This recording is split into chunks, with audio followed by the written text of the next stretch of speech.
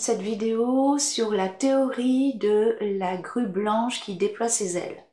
C'est un mouvement que nous allons retrouver souvent dans l'enchaînement yang du Tai Chi Chuan, la forme longue 108. Tout d'abord, la grue. La grue chez nous a une symbolique qui est bien différente de celle d'ici, en Europe. Elle symbolise l'immortalité, donc la santé. Mais l'immortalité veut dire aussi un voyage entre ciel et terre et la transcendance. La blancheur de la grue représente bien sûr la pureté, et la grue qui nous concerne, elle a le front rouge. Ce front rouge rappelle la couleur du cinabre, et le cinabre rappelle le pouvoir ou la force. La grue donc représente la force, mais la force vitale, la force de la santé, de l'immortalité. D'ailleurs, dans les gravures anciennes, on voit souvent une grue transportant un immortel vers les royaumes célestes. Au niveau Feng Shui, la grue est souvent mise à l'ouest, dans le secteur ouest, qui est donc l'automne et l'élément métal, pour favoriser une bonne santé pour la maisonnée. Donc si vous êtes adepte du Feng Shui, n'hésitez pas à mettre une peinture ou une représentation de la grue blanche à l'ouest ou dans votre zone de santé à vous, selon votre chiffre Pakwa. Alors, ce qui nous concerne, nous, en Tai Chi Chuan, donc en art martial, la grue, tout d'abord ses ailes. Ici, elle déploie ses ailes. Lorsque vous observez la grue, elle s'ébroue des fois pour enlever l'eau de son corps, pour la danse de l'amour, de la parade de l'amour. Elle déploie énormément ses ailes et elle danse avec ses ailes. La puissance de ce mouvement vient du cœur, le centre du corps de la grue. Cette secousse, plus elle vient du centre, plus elle sera puissante. Et ce centre, s'il est ancré dans la terre, plus ce centre sera stable et plus cette stabilité donnera de la puissance au mouvement. Tout d'abord, le mouvement des ailes peut servir de parade pour bloquer une attaque, par exemple. Cette parade, ce blocage d'attaque peut devenir une attaque par elle-même, une secousse puissante des ailes de la grue peut casser une branche ou renverser un adversaire. Donc ce que nous recherchons ici, dans ce mouvement, c'est la puissance. Mais le secret de la puissance de ce mouvement vient de l'ancrage.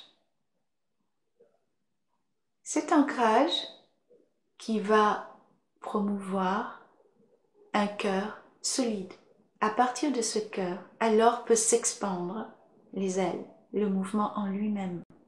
Donc nous avons un pied, c'est-à-dire une jambe d'ancrage bien solide, tandis que l'autre pied va effleurer le sol de ses orteils uniquement.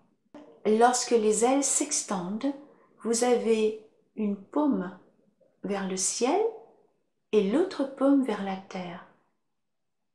Dans cette position, nous avons forcément le symbolisme de la connexion entre ciel et terre. Et au-delà, plus loin que le symbolisme, nous pouvons vraiment travailler cette connexion dans cette pratique. D'ailleurs, l'envol de la grue blanche se retrouve dans la pratique du Qigong pour pouvoir justement canaliser l'énergie tellurique et l'amener vers l'énergie cosmique en traversant notre verticalité.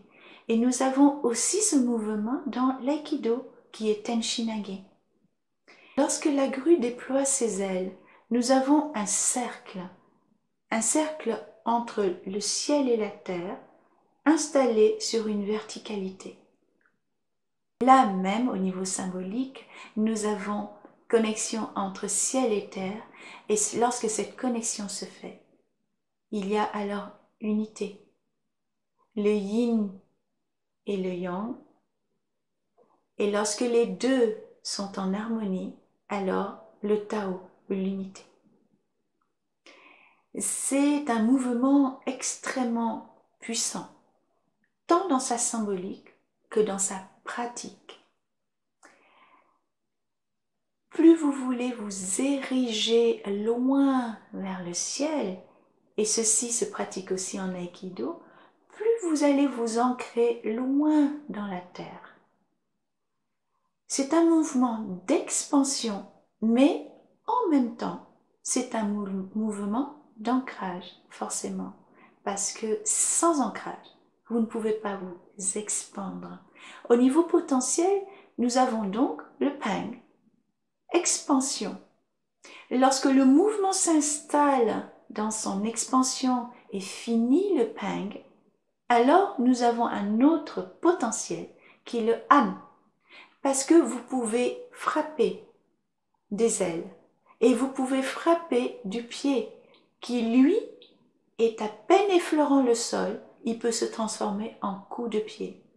Donc cette ouverture que vous avez des bras peut visuellement, apparemment, offrir une fragilité du corps puisque vous ouvrez tout et que votre corps est ainsi offert à l'attaque. Mais cette ouverture n'est qu'illusion, c'est un piège en fait, c'est une invitation malhonnête.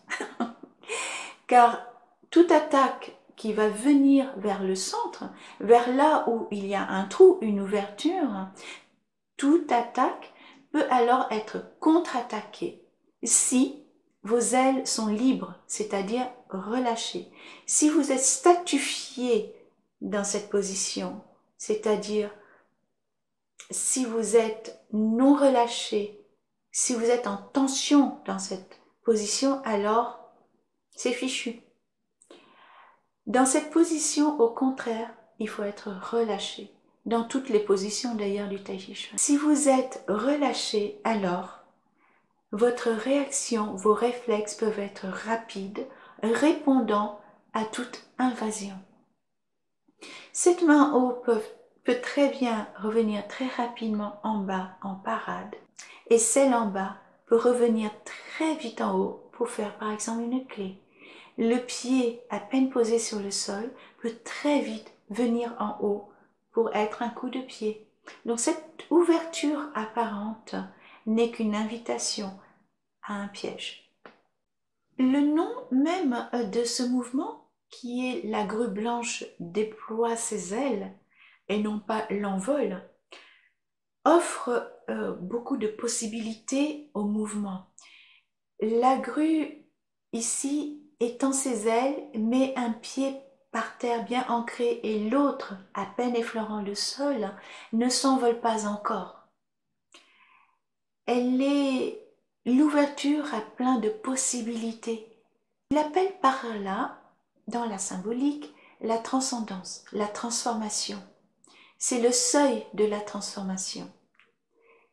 Donc c'est un mouvement pour moi plein d'espoir, plein de richesse, parce qu'il peut se transformer à volonté.